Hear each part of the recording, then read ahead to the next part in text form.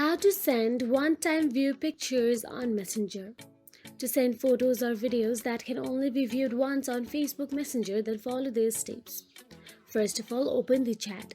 Launch the Messenger app and select the conversation where you want to send the disappearing photo or video. You can tap on the search address bar and search for the person as well. Now, tap the camera icon to take a new photo or video, or tap the photo gallery icon to choose existing media. Here I am tapping on the camera icon.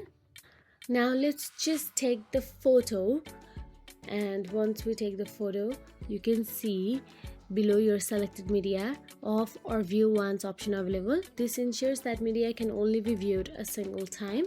Now tap the send button to share your disappearing photo or video. So that is it. If you found this video helpful, please like, share and subscribe, and thank you so much for watching.